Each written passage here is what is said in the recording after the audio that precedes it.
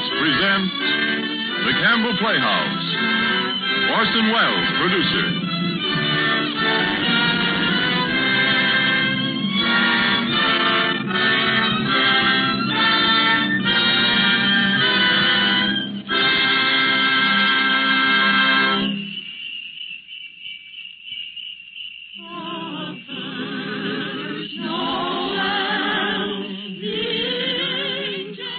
Good evening. This is Orson Welles. There are clearly a number of ways in which a Christmas carol could be introduced. Myself, I am most struck by the happy fortune that enables us on this Christmas Eve to present Mr. Lionel Barrymore, the best-loved actor of our time, in the world's best-loved Christmas story, A Christmas Carol. It is the American way, as we know, to establish traditions quickly where popular instinct and sentiment pronounce them sound. And so it is that today, actually only the 5th anniversary of Mr. Lionel Barrymore's first playing of the part of Ebenezer Scrooge for the Campbell Playhouse, there is, I think, in all America nothing more eagerly awaited, more firmly rooted in the hearts of the radio family that numbers millions, but this yearly performance of A Christmas Carol. A Christmas Carol, as Charles Dickens wrote it, has by common consent long been a classic. Mr. Lionel Barrymore's appearance in it is rapidly becoming one. And now, just before A Christmas Carol, Ernest Chappell has a special Christmas greeting from the makers of Campbell Soups. Mr. Chappell. Thank you, Orson Welles. As the old year draws toward its close, we of Campbell's feel a bond of warmth and gratitude toward each of you, our friends. For you see, in homes everywhere throughout the land, Campbell's soups have been welcomed. Day by day and week by week, you have placed confidence in us and in the foods we make. And there isn't anything we appreciate more deeply than the fact that so many of you have elected to let Campbell's make your soups for you. And so when Christmas comes, we look about to find some way to show our appreciation, some Christmas present by which to say thank you. The gift we chose 5 Christmases ago and have chosen each year since has become a part of Christmas to many and many a family. It has become a Christmas custom to gather round the radio to hear and to enjoy A Christmas Carol. And since it is Christmas Eve, we hope, too, that the younger members of the family are permitted to stay up and listen before dreams and visit of Santa. We get a great deal of pleasure planning and preparing this Christmas gift, and now it's ready. Off come the wrappings, off come the tags that say, please do not open till Christmas. Out comes the card, to you from Campbell's. And here is the gift itself.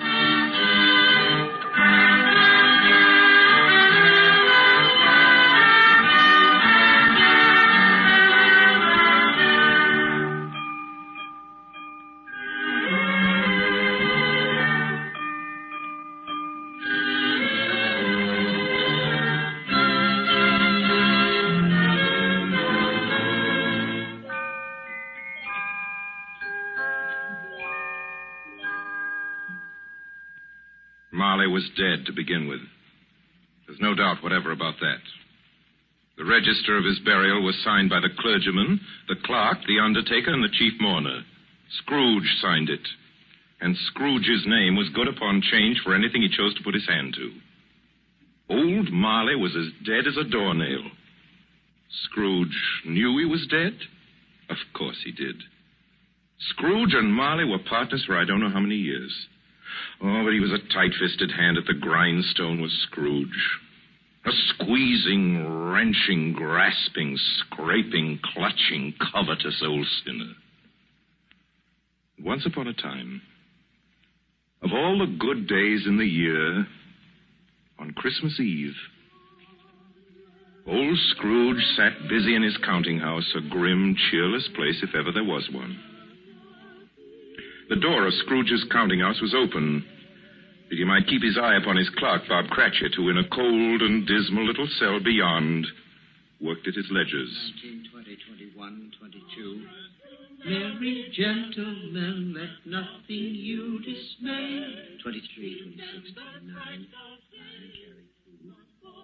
Christmas Day, 11, 13, 17, 7, carry 1. Bob Cratchit. Yes, Mr. Scrooge? Stop that infernal caterwauling. Yes, sir. 9, 15, 17, 21, carry. Impudence. Singing their idiotic Christmas carols at my very door. Go somewhere else and bellow your blasted carols, or I'll give you in charge. Sorry, Governor. It's an old custom at Christmas time, you know. Yes, and I don't want any of your old customs. Take your fellow fools and go away. Christmas. Blah. Right, sir. Merry Christmas anyway, sir. Merry Christmas, Uncle. A Merry Christmas, Bob. Merry Christmas, Mr. Fred. God save you, Uncle. Humbug. Christmas a humbug, Uncle? No, I'm sure you don't mean that. I mean just that. Exactly that. Merry Christmas. What right have you to be merry? What reason have you? You're poor enough. Well, what right have you to be dismal about Christmas, Uncle? You're rich enough. Now, Uncle, don't be cross. Well, what else can I be when I live in such a world of fools? What's Christmas to you but a time for paying bills without money? Merry Christmas. A time for finding yourself a year older and not an hour richer. If I could work my will, every idiot who goes about with Merry Christmas on his lips would be boiled with his own pudding and buried with a stake of holly through his heart. He should. Uncle? Nephew, keep your Christmas in your own way and let me keep it in mine. Keep it, but you don't keep it, Uncle. Well, let me leave it alone then. What do you want? A Christmas gift, I've no doubt. I came to wish you a Merry Christmas, Uncle. A Merry Christmas. Much good may Christmas do you. Much good it ever has done you. There are many things from which I derive good by which I have not profited materially, I dare say, Uncle. Christmas among the rest. But I have always thought of Christmas time as a good time. A kind, forgiving, charitable, pleasant time. And therefore, Uncle, though it has never put a scrap of gold or silver in my pocket, I believe it has done me good and will do me good. And I say, God bless it. God bless Christmas. Hurrah! Let me hear another sound out of you there, Bob Cratchit, and you'll keep your Christmas by losing your situation. As to you, nephew, I wonder you don't go into Parliament. You talk enough nonsense. Don't be angry, Uncle. I want nothing from you. I ask nothing of you. Why can't we be friends? Good afternoon. Well, I'm sorry you feel that way. I've tried. A Merry Christmas to you, Uncle. Good afternoon. And a Happy New Year, too. Humbug. And a Merry Christmas to you, Bob, and the missus, and to Tiny Tim. Thank you, Mr. Fred. Same to you, sir. Good day, sir. Good day, Bob. Nonsense. Twaddle. Blummery. Talking of Christmas and not 2 sixpences to jingle together in his trousers pocket. You there, Bob Cratchit. Come here. What are you doing there? I was only putting a bit more coal on the fire, Mr. Scrooge, seeing it's so cold in there, sir. Well, you put that coal back into the scuttle. A fire. A fire, indeed. I can tell you, if you use coal at that rate, you and I will soon be parting company, Bob Cratchit.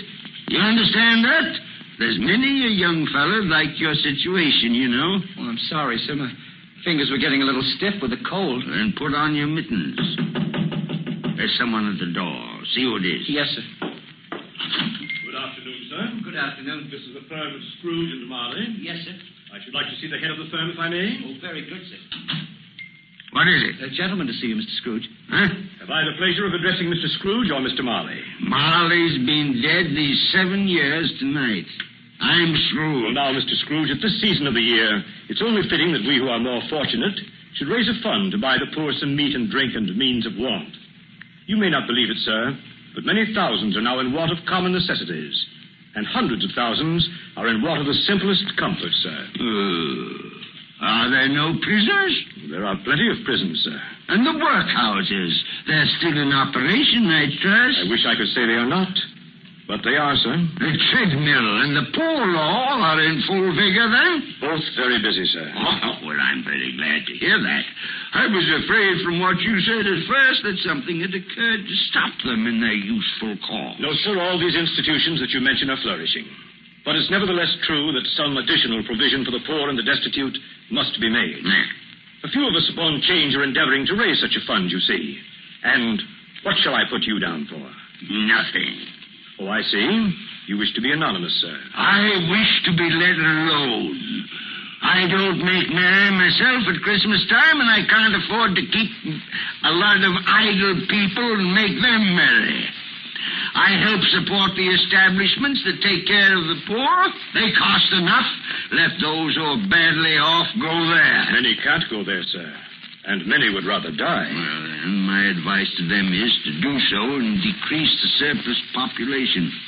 Besides, I've only your word for it that all this is so. It's the truth, Mr. Scrooge. Well, so be it, then. It's not my business. It's enough for a man to understand his own business and not to interfere with other people's. Mine occupies me constantly. Good afternoon, sir. I quite understand, Mr. Scrooge. Cratchit, show this gentleman out. Yes, sir. This way, please. Sir, I couldn't help overhearing. I should like to contribute threepence. Cratchit! Yes, sir. It isn't much, but it's all I can afford. But there are others in worse situation than I am. You're a generous fellow. I wish I might say so of your employer. Cratchit! Yes, sir. Good afternoon, sir. Good afternoon. Merry Christmas. Merry Christmas. Yes, sir. Merry Christmas. Close the door. Yes, sir. I have closed it, sir. 24, 31, 1 and carry 3. A new scarlet tippet for Tiny Tim. And a comb for Martha. 33, 3 and carry 3. Hair ribbon for Belinda. 4, 7, 12, 15. I suppose you want the entire day tomorrow. If it's quite convenient, sir. It's not convenient, and it's not fair. But I suppose I can't do anything about it. If I was to stop half a crown of your wages, you'd think yourself very ill-used, I'll be bound. Well, sir, And yet you don't think me ill-used when I pay a day's wages for no work? It's only once a year, sir. Once a year. Once a year, indeed. A fine excuse for picking a man's pocket every 25th of December. But I suppose it's no good talking. You must have the whole day. Well, see that you're here all the earlier the next morning. You understand? Oh, I will, sir. I will, sir, indeed. Good night, sir, and Merry Christmas. Merry Christmas.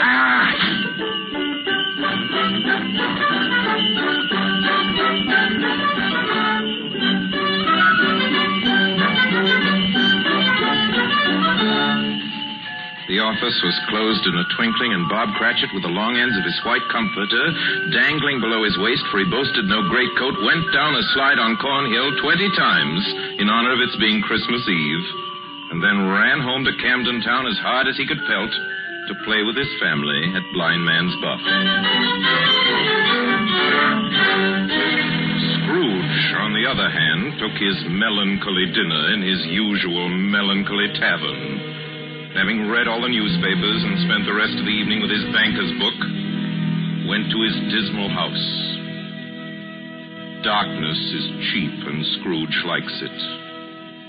The yard was so dark that even Scrooge, who knew its every stone, had to grope with his hands through the fog and the frost, find the door. Scrooge walked through his rooms to see that all was right. Sitting room, bedroom, lumber room, all as they should be. Nobody under the table, nobody under the sofa. Nobody under the bed, nobody in the closet. Closed the door. Locked himself in, double-locked himself in. And took off his cravat, put on his dressing gown and slippers and his nightcap, and sat down before the fire to take his gruel.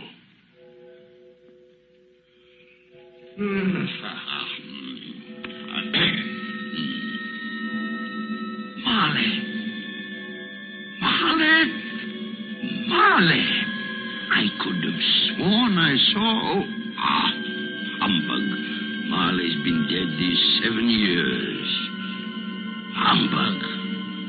It's all humbug. What I need is a good night. What's that? Someone's in the wine cellar. But the door's locked and double locked. Something's... It's coming. It's coming closer. Outside my door. I won't believe it. It's humbug still. Ebenezer Scrooge. Ebenezer Scrooge. Oh, no. want with me? I want much of you, Ebenezer. Who are you? Ask me who I was. Well, you're very particular for a ghost. All right. Who were you then? In life, I was your partner, Jacob Marley. Jacob Marley. But you're dead. You died 7 years ago. 7 years ago this very night. You are a ghost, then? What's wrong, Ebenezer? Don't you believe in me? I do not. You doubt your senses, Ebenezer? Yes, because a little thing affects them. A slight disorder of the stomach makes them cheats. You can't be a ghost. You may be an undigested bit of beef, a blot of mustard, a crumb of cheese, a fragment of an underdone potato. There may be more gravy than grave about you, whatever you are. Humbug, I tell you. Humbug. Excuse me, Jacob. Excuse me. I do believe in you. You are a ghost, Jacob. Thank you. But what? Why do you walk the earth, Jacob? Why do you come to me? It is required of every man that the spirit within him should walk abroad among his fellow men and travel far and wide to witness what it cannot share but might have shared on earth and turn to happiness. Oh, tell me, Jacob, what is that chain you wear around you? I wear the chain I forged in life. I made it link by link and yard by yard by my own free will. Is its pattern strange to you, Ebenezer? Cash boxes, keys, padlocks, ledgers, purses. Yours was as heavy and as long as this 7 years ago.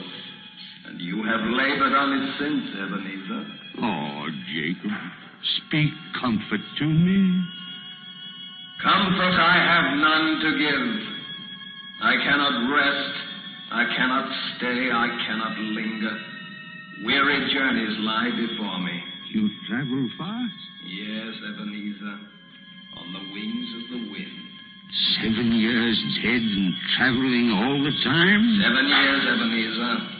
7 years of remorse. Ebenezer, do you know that no space of regret can make amends for one life's opportunities misused? But you were always a good man of business, Jacob. Business? Mankind was my business. Charity, mercy, benevolence, they were all my business. The dealings of my trade were but a drop of water in the comprehensive ocean of my business. Oh, Jacob, don't take on so. Jacob. Listen to me, Ebenezer. I listen to you, Jacob. Go on, Jacob, speak to me. But don't be so flowery. Ebenezer, I am here to warn you that you have yet a chance and hope of escaping my fate. Do you hear that, Ebenezer? Yes, Jacob. You always were a good friend to me, Jacob. Thank you, Jacob. But go on. Go on. Go on. How shall I escape? Oh, I'm afraid, Jacob. You will be haunted by 3 spirits. Is that the only chance and hope, Jacob? It is your only chance and hope. Then I think I'd rather not. Without their visits, you cannot hope to shun the path I tread.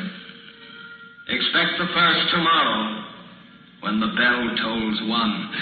Couldn't I take them all at once and have it over, Jacob? Ebenezer, look that for your own sake you remember what has passed between us. And remember, when the bell tolls 1, look for the first spirit. Marley. Jacob Marley.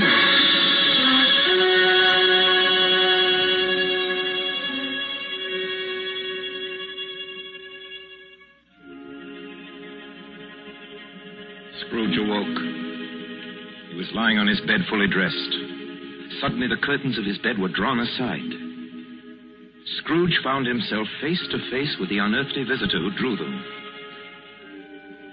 close to it as I am now to you. And I am standing in the spirit at your elbow. It was a strange figure, like a child, yet not so like a child as like an old man. Ebenezer Scrooge. Who is that? Ebenezer Scrooge, I have come for you. You are the spirit, sir, whose coming was foretold me? I am that spirit.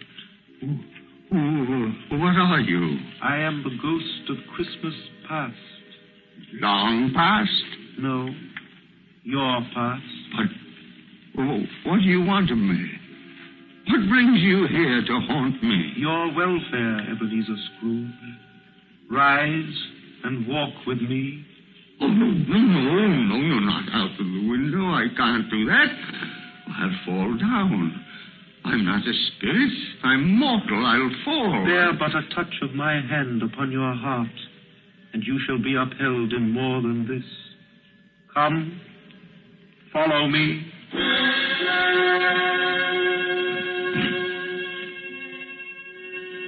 Now, what's become of the city? And there's snow upon the ground. Where are we? These are the shadows of the things that have been. You recognize this countryside? Oh, I know every inch of it. Every rock, every tree. And that bleak building over there? That building. I was a boy there. Yes, I went to school in that horrible place. Do you recollect that path? I could walk it blindfold. Strange you forgot it so many years. Come, let us go closer. Look through the window into that cold, barren room. What do you see, Ebenezer Scrooge? I see a boy. A solitary child, neglected by his family, alone. Yes, I see. I know that boy. Oh, I was so lonely. Poor boy. Your lip is trembling, Scrooge. And what is that on your cheek? There's nothing at all. I wish it's too late for that now. What's the matter? Nothing. The waits came to my door singing Christmas carols last night. There was a boy like that among them. A poor, thin, pale boy in a ragged coat. I'd like to have given him something, that's all. Is that all? Come, Ebenezer Scrooge. Let us see another Christmas.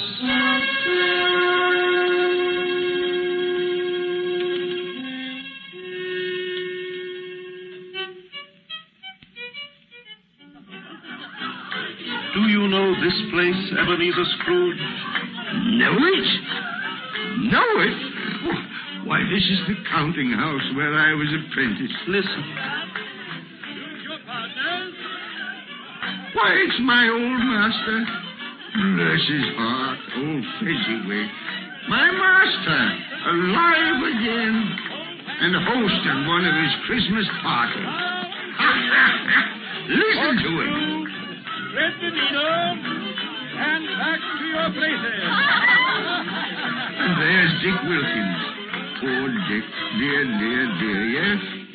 And look, there's Mrs. Fezziwig herself, looking younger than any of them. And the tables all loaded with roast and cider and mince pie and beer.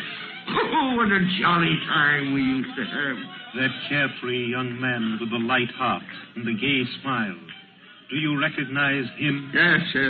Merciful heaven. How happy I was then. A small matter for old Fezziwig to make those silly folks so full of joy. Small matter? Small indeed. Isn't it? He has spent only a few pounds of your mortal money. Is that so much that he deserves praise? It's not that. It's not that, Spirit. Old Fezziwig has the power to make us happy or unhappy, to make our service light or heavy. His power lies in words and looks, in things so tiny it's impossible to count them up. The happiness he gives is quite as great as if it cost her. What is the matter? Nothing. Nothing at all, Spirit. Something, I think. No. Speak. No. Only, it's just that I should like to be able to say a word or two to my clerk, Bob Cratchit, just now, that's all.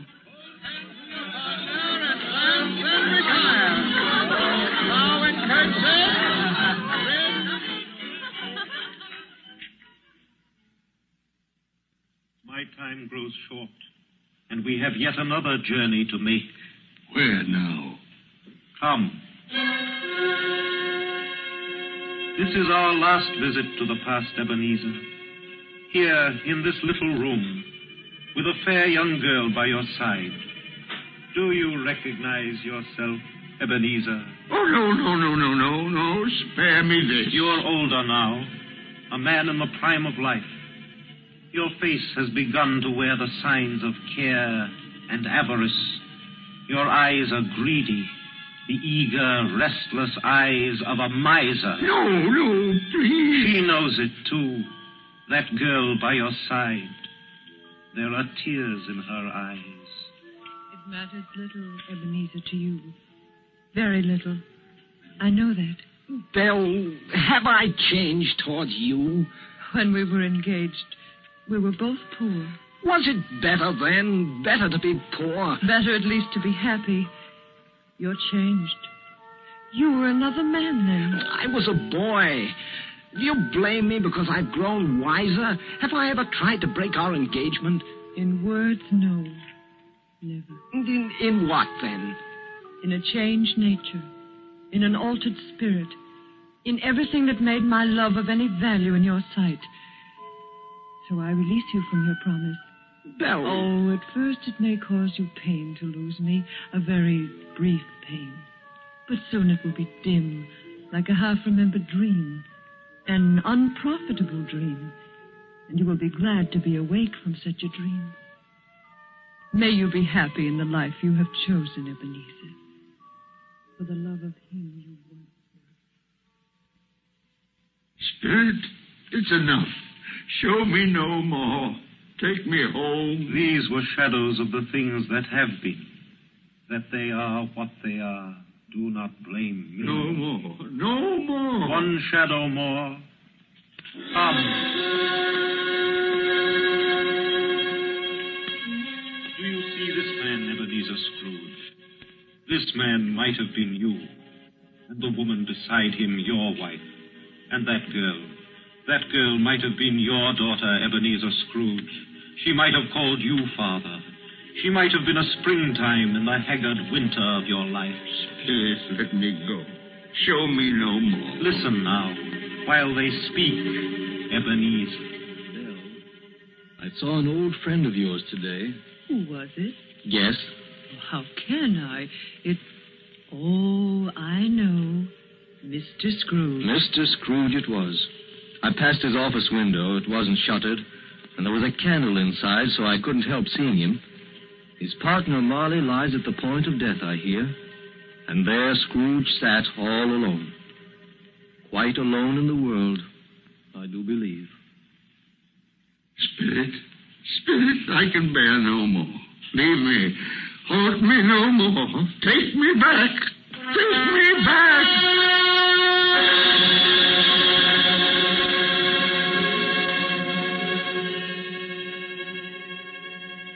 Good King Wenceslas looked out on the feast of Stephen, when the snow lay round about, deep and crisp and even. Brightly shone the moon that night. You are listening to the Campbell Playhouse, bringing you tonight the 5th annual presentation of Charles Dickens' A Christmas Carol, produced by Orson Welles and starring Lionel Barrymore as Scrooge. This is the Columbia Broadcasting System.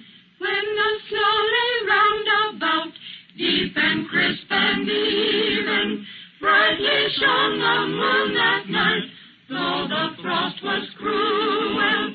When a poor man came in sight, gathering winter fuel.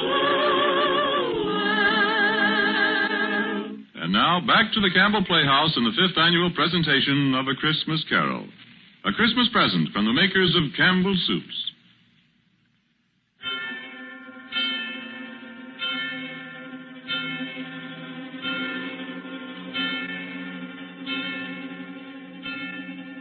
On the stroke of one, Scrooge awakened suddenly and sat him bolt upright in his own bed. He remembered the words of Marley's ghost and wondered from which direction the second specter would appear. At that moment, nothing between a baby and a rhinoceros would have astonished him very much. Now being prepared for almost anything, he was not by any means prepared for nothing. And consequently, when no shape appeared, he was taken with a violent fit of trembling. 5 minutes, 10 minutes, quarter of an hour went by, yet nothing came. Then, as he sat in his bed, he became aware, gradually, of a great blaze of ruddy light that seemed to shine upon him from the adjoining room. He got up softly and shuffled in his slippers to the door. It was his own sitting room, there was no doubt about that. But it had undergone a surprising transformation. The walls and ceiling were so hung with living green that it looked a perfect grove. And there sat a jolly giant, glorious to see, who bore a glowing torch in shape not unlike Plenty's horn, and held it up, high up, to shed its light on Scrooge as he came peeping round the corner. Come in, Ebenezer Scrooge, and know me better, man. I am the ghost of Christmas present. Spirit, take me where you will. Last time I went against my will and learned a lesson which is working now. If you have anything to teach me, let me profit by it. Touch my robe, Ebenezer Scrooge. Touch my robe.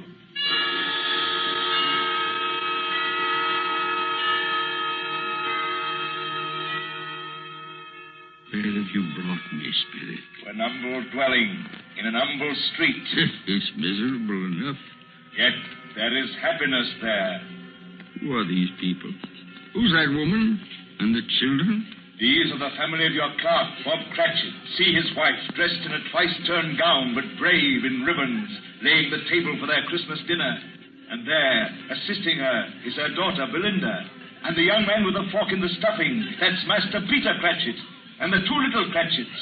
Listen, Scrooge, and watch. Here's Martha, Mother. Quiet, children, quiet. Now sit you down before the fire, Martha, and have a warm, Lord bless you. Where's Father? He's been to church with Tiny Tim. They'll be along directly. How is Tiny Tim, Mother? Any better at all? Sometimes I think he is. And sometimes I think, oh, dear God, if anything should happen to Tiny Tim. Oh, Mother, you mustn't even think of such a thing. Oh, yes, Father. Oh, Merry Christmas, everybody. Martha, welcome, my dear. Oh, Merry Christmas, Father. And Tim. Merry Christmas, Martha. Oh, Tim, you darling. Oh, Father, I'm so glad to be home. And we're glad to have you, Martha. And how did little Tim behave in church, Bob? As good as gold and better. I like church, Mother. Oh, they sang the nicest songs.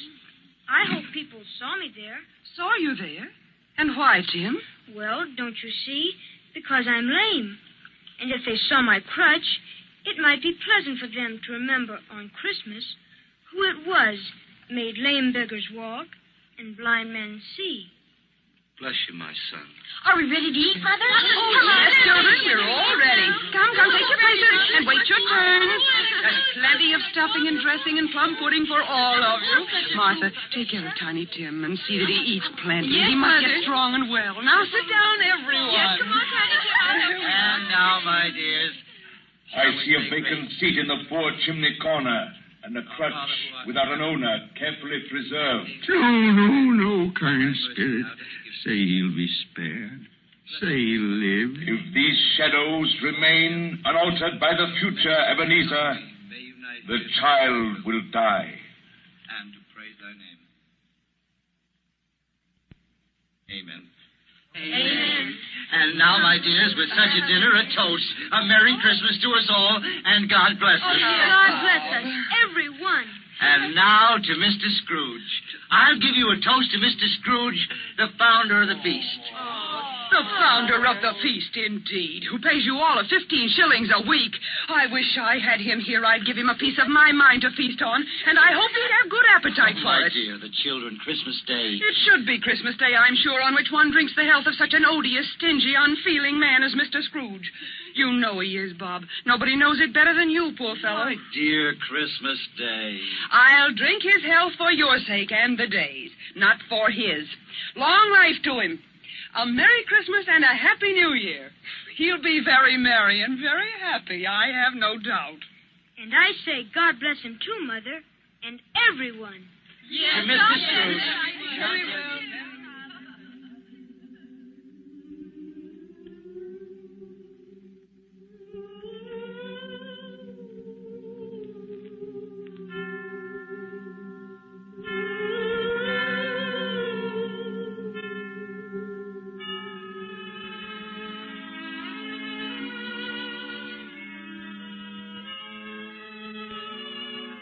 There was nothing of high mark in all this.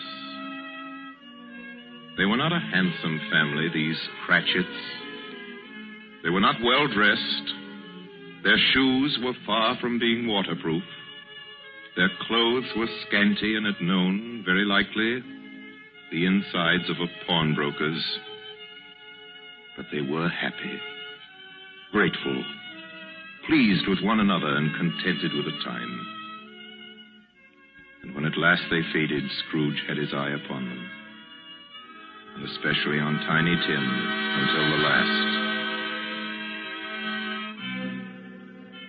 Many calls Scrooge made that night with a ghost of Christmas present. Down among the miners they went who labor in the bowels of the earth, and out to sea among the sailors at their watch, dark, ghostly figures in their several stations. Much they saw, and far they went, and many places they visited, but always with a happy end. The spirits stood beside sick beds, and they were cheerful. On foreign lands, and they were close at home. By poverty, and it was rich. In almshouse, hospital, and jail, where vain man in his little brief authority had not made fast the door and barred the spirit out, the spirit left his blessing. It was a long night. It was only a night. And it was strange, too, that while Scrooge remained unaltered in his outward form, the ghost grew older. Clearly older. My life upon this globe is very brief, Ebenezer. It ends tonight. Tonight? Tonight at midnight. Hark. The hour is come. Oh, not yet. Not yet. Now, there are still more things I wish to learn. These you will learn from still another spirit. Still another spirit, Ebenezer.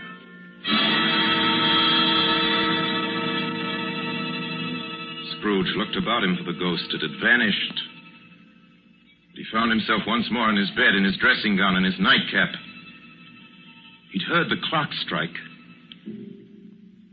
And then he remembered the prediction of old Jacob Marley, and lifting up his eyes, beheld the third spirit. A solemn phantom.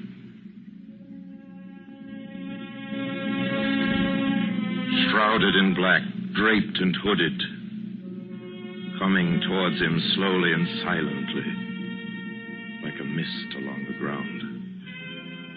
I know you. You are the ghost of Christmas yet to come.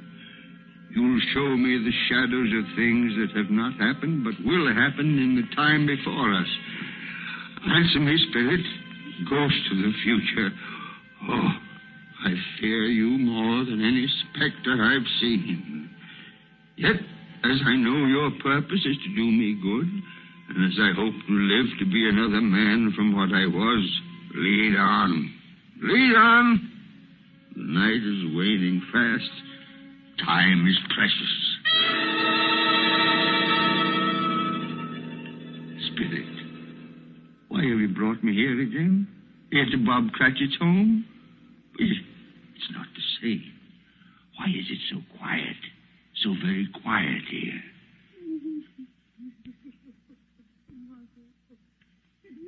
Mother, please. Oh, my son. My little son. Tiny Tim. I loved him so. Mother, dear, you mustn't. It's almost time for Father to be home. Don't let him see you crying. Yes. Yes, Martha. He's late tonight. He walks slower than he used to. Yet I've known him to walk very fast indeed with Tiny Tim on his shoulder. So have I, Mother. But he was light to carry. And his father loved him so that it was no trouble. No trouble at all. Bob. Good evening, my dear. You're late, Bob. I'm sorry, my dear. I went to the churchyard today.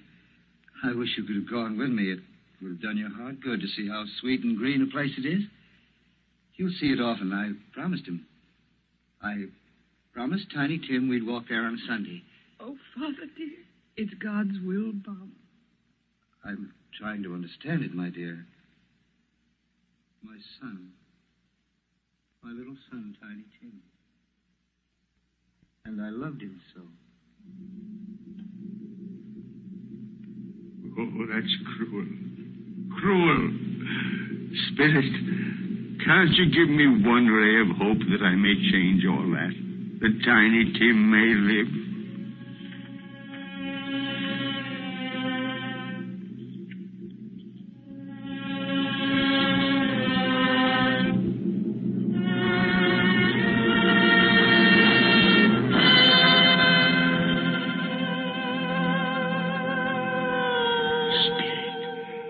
Where are we now? Oh, merciful heaven. Churchyard. Overrun by grass and weeds. Choked with too much burying. Desolate, lonely, crumbling gravestone. Spirit. Now, before I draw nearer to that gravestone, answer me one question. Are these the shadows of things that will be? Or are they the shadows of things that may be only? Will you not speak to me, Spirit? What is that grave to which you point? Oh, now I see. There's writing on that stone. The name on the gravestone is Ebenezer Scrooge. Ebenezer Scrooge. Oh, Spirit. No, no, no. Spirit, hear me. I'm not the man I was. Why show me this if I'm past all hope? Tell me that I may change these dreadful shadows that have come, that you've shown me by an altered life. I'll honor Christmas in my heart, and I'll try and keep it all the year. I'll live in the past, the present, and the future. I will not shut out the lessons that they teach. Tell me, do, Spirit. Please tell me that I can sponge away the writing on that stone, Spirit. I beg of you, Spirit. Spirit.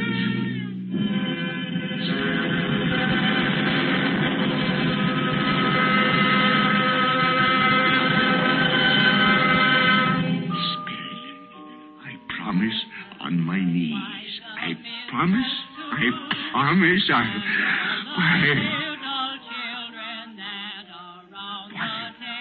What's this? It's my bedpost. I'm home. In my own bed. In my own room. And the sun. The sunshine. It's clear. It's bright. No fog. Oh, what a beautiful day. Glorious. Glorious. Boy. Oh, boy. Yes, sir? What's today? What's that, sir? What day is it, my fine fella? Today? Why, it's Christmas Day. Christmas Day. Ha ha. Then I haven't missed it. The spirits have done it all in one night. All in one night. Heaven be praised. How's that, sir? Listen, my lad. Do you know where the poultery is in the next street? I should say I do. An intelligent boy. A remarkable boy.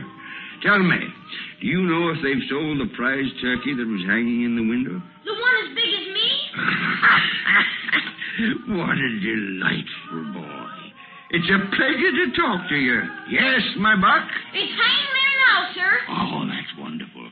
Now go around, will you, and tell him to send it to Bob Cratchit and his family on Broad Street. And mind you, they're not to know who paid for it. Now, hurry along, my lad.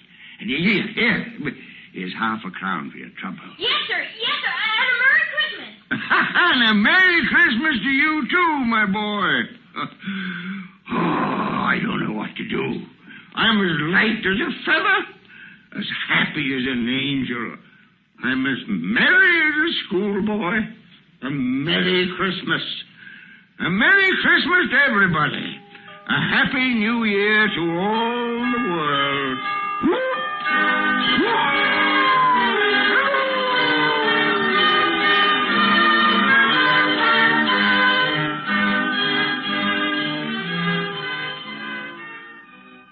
Next morning, Scrooge was early at his office. He went early for a reason.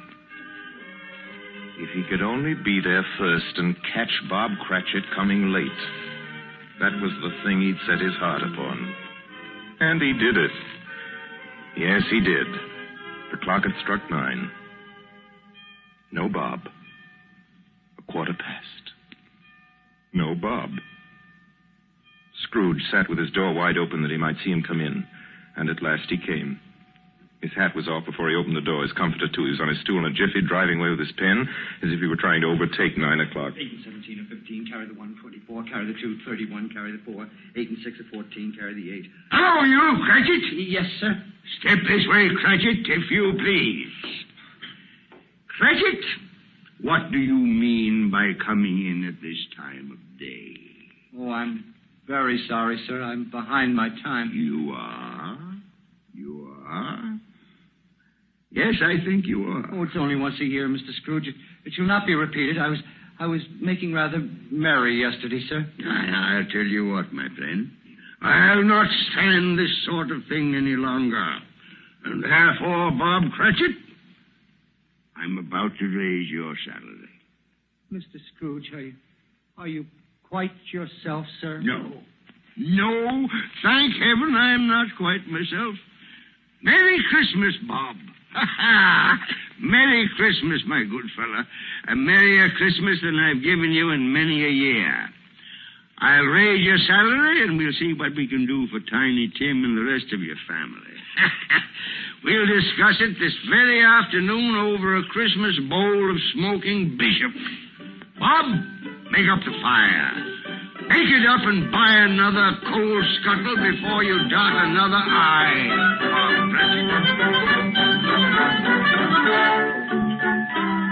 Scrooge was better than his word.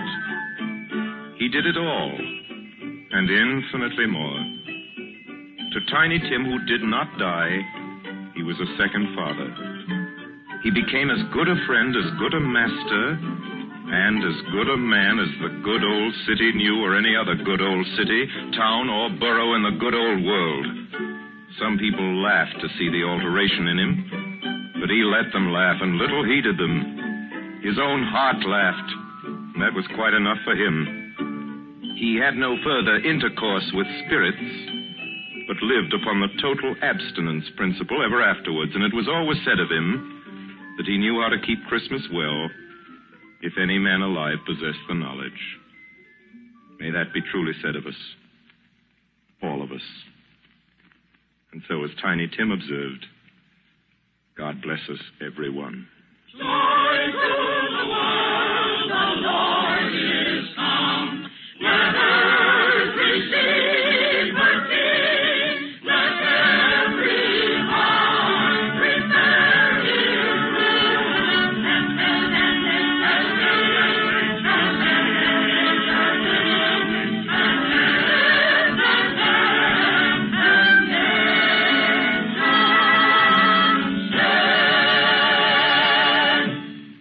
have just heard our annual presentation of Charles Dickens' A Christmas Carol, starring Lionel Barrymore, brought to you by the makers of Campbell Soups. And now here is Orson Welles. At this point in the program, ladies and gentlemen, it is my custom, as you know, to present to you with a few words of introduction our guest of the evening. With your consent, I shall dispense with this tonight to introduce tonight's guest to the Campbell Playhouse audience or to any other American audience is an extravagant and superfluous procedure. For if ever an actor has won for himself a lasting place in the hearts of his fellow countrymen through years of unsparing and inspiring service, that actor is Lionel Barrymore. Mr. Lionel Barrymore. Thank you, Orson Welles. Good evening, ladies and gentlemen. This is the 4th year I've had the pleasure of appearing in the Christmas Carol here on the Campbell Playhouse. And I assure you all it's a pleasure that never tires. As long as I can remember, this has been one of my favorite stories. When we were children, it was read to us regularly at this time of year, as it is to millions of children right now. And like many of them, I'm sure, the three of us, Ethel, Jack, and I, with the aid of a sheet and some old ironware, made a play of it. As I remember, we had 3 Scrooges in that production. Mr. Barrymore, who played Tiny Tim? I think we had 3 Tiny Tims, too. But seriously, I can think of no part that I've enjoyed playing again and again as much as I have the part of that squeezing, wrenching, grasping, scraping, clutching, covetous old sinner, Ebenezer Scrooge.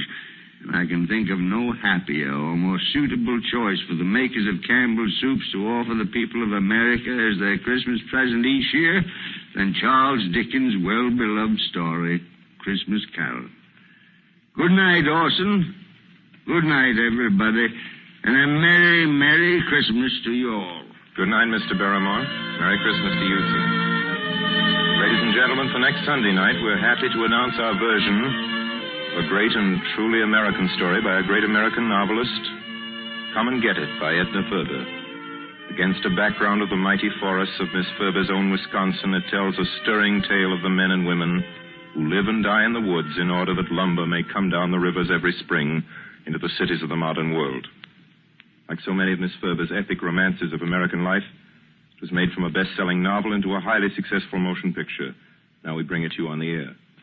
Story of a man and his son and the girl they both loved, Lotta, played for us by one of the loveliest and most accomplished of Hollywood's younger dramatic actresses, Miss Frances D. And so until next week, until Come and Get It with Frances D., my sponsors, the makers of Campbell Soups, and all of us on the Campbell Playhouse remain, as always, obediently yours. But just a minute, Benny, ladies and gentlemen, it's the night before Christmas. And all through the Campbell Playhouse, not a creature is stirring that doesn't join Lionel Barrymore in wishing you a Merry, Merry Christmas. This goes for all of us, from my sponsor, from myself, from all of us, from Don McBain, who runs the machinery in the control room, to Miss Helgren, who types the Campbell Playhouse scripts. A Merry Christmas from Benny Herman and his band of Merry Melodians, Merry Christmas. You get the idea. From Max Sayre's choruses. And from Harry Esman and his crew of sound effect technicians. Thank you. And from Orson Welles and his considerable aggregation of dramatic talent, which includes, among others, Mr. Frank Reddick, Miss Georgia Backus, Miss B. Benederet, Mr. Ray Collins, Mr. Everett Sloan, Mr. George Coulouris, Edgar Barry, Erskine Sanford, Tommy Lane, William Allen, Betty Lou Walters, Eric Burtis, and myself and George Spelvin. A Merry Christmas. How about it, ladies and gentlemen? Merry Christmas! And finally, as Tiny Tim says, God bless us, everyone.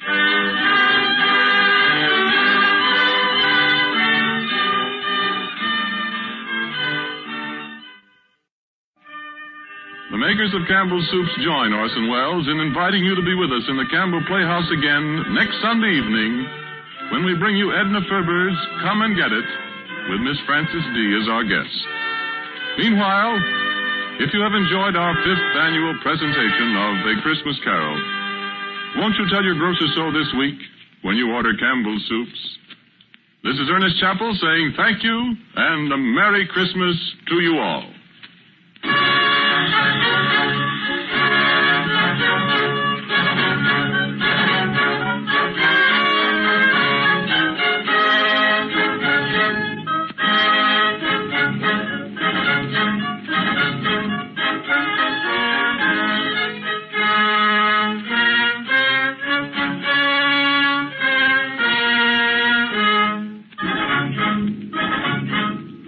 is the Columbia Broadcasting System.